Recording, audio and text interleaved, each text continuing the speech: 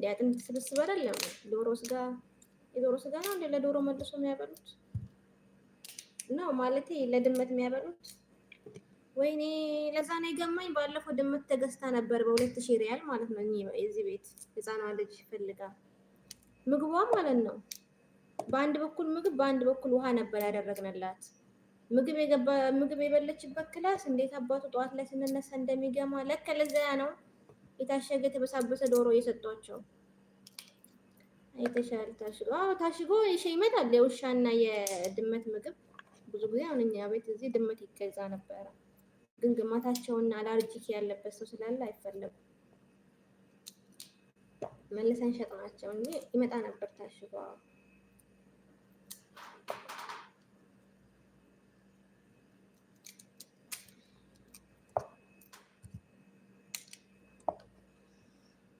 የበሰበሰ አይደለም፣ አሳ ስላለበት ነው ሽታው። ኦኬ አሳማ አለው፣ ሚክስ ነው ከአሳ ጋር ከዶሮ ጋር። አቤት ግማቱ! ውይ ጠዋት የምሬን ነው የምልህ ልናጸዳው ክፍል ብንከፍተው ድመቷ የበለችበት ክላስ እንዴት እንደሚገማ ወላሂ። ከዛ ወዲያውኑ ሴትዮዋ በነገራችን ላይ እሷ አላርጂ አለባት የድመት፣ ወዲያውኑ አመማት። እፍን አርጓ 14 ቀን በጣም ታመመች። እኔም ደግሞ በጣም ነበር የምጠየፋት፣ ሽታው ሲያስጠላ። አሸዋ አለ እዛ፣ አሸዋ ደግሞ አጠገቡ ተቀምጦ ነበር እዛው መኖሪያ ክፍል መኖሪያ ቤት ውስጥ ነው። አሸዋ ላይ ትጸዳዳለች፣ እዚህ ደግሞ ምግቧን በልታ አፍስሳለች። እንዴት አባቱ እንደሚያስጠላ ሽታው። ዞሮ ወዲያ መልሰን በሁለተኛ ቀኑ ተሸጣች እንትኔቱ ተመለሰች ወደ ሰዎቹ ማለት ነው። ብሩን ግን አይመለስም። ብር አንመልስላችሁም፣ ድመቷን መልሱ ከፈልጋችኋል። ምክንያቱም መጀመሪያም እንትን ብሎ ነበር የገዙት፣ ጋራንቲ የለውም። ከታመመች ምን ከሆነች መመለስ አትችሉም ተብሎ ነው የገዙት። 2000 ብር ኪሳራ ገቡ ሰዎቹ። ድመቲቱም እንትን አለች፣ ያው አየሩ አልተስማማትም፣ ተቅማጣም ሆነች። ያረጁ ላሞች ከወተት በኋላም እንደዛ ነው ይፈጩና ሲያሳዝኑ ወላሂ በል ከምር ይፈጫሉ። እንደ ላሞችን አርዶ ይፈጫቸዋል። የምር ሲያሳዝኑ። እድሜያቸው ማን ይነግራቸዋል ታዲያ? ቆይ በምን ያውቃሉ? ምሳሌ አሁን እድሜያቸው ይሄን ያህል ነው ብሎ ማን ያውቃል? በምን ያውቃሉ?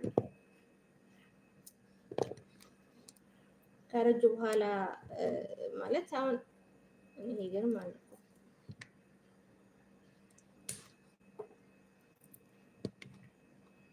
ያረጁ ላሞች የሚታረዱበት ሀገር የት ነው እባክህ? እሱን እስኪ ሀገሩን አሳውቀን። ወይስ ኧረ አልክሳ 5 ዓመት ከታለበ እንዴት አይታወቅም እኮ። ምን ያውቁታል? ምሳሌ ያውቁታል።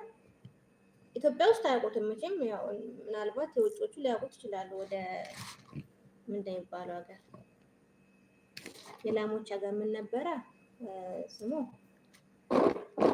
የላም እኮ ሀገር አለ አሜሪካ፣ ወደ ውጭ ሀገር ምንድን ነው ስሙ? ኤልቦራ ምንድነው? ኤልቦራ። አንቺ ምንኛ ነሽ? እኔ አላቅልም። ምንኛ ነኝ? አናደድኳ ዛሬ። ምንኛ ነሽ አላ ምን አደረኩ? ግራ ነኝ እንዴ?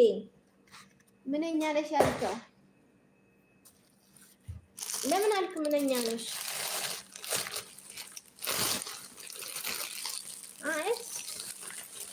ላይክ አድርገኝ። ላይክ በዘመናዊ የሚደረገውን ያን ለማወቅ ነው እህት።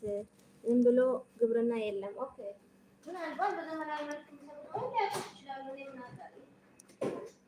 ስለኛ ከኢትዮጵያ ነው ካያ እንጂ ያልኩት። በእርግጥ ዘመናዊ ነገር የሚሰሩ ሰዎች ያውቁታል። ሁሉም ነገር ምንም አያመልጣቸው።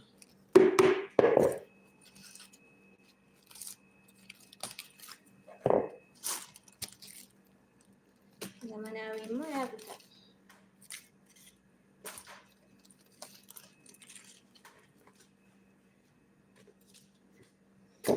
እና ኧረ እንዴት የእንስሳ እድሜ ይታወቃል ስትይ ነው ገርሞኝ። የምሬን ነው። ግን የኢትዮጵያን እንስሳ ብታይ አንተ ባይን ታውቀዋለህ? እኛ ቤት አሁን ብዙ ዓመት ያገለገለ በሬ አለ። ይሄን ያህል ነው አመቱ ብለህ ልታውቀው ትችላለህ? ያን ማወቅ አለብሽ። ትልቅ ሰው ከሆነሽ 33 ዓመቴ ነው። ትልቅ ሰው ነኝ፣ ግን የከብቶችን እድሜ ማወቅ አልችልም። የሰዎችን ነው እንጂ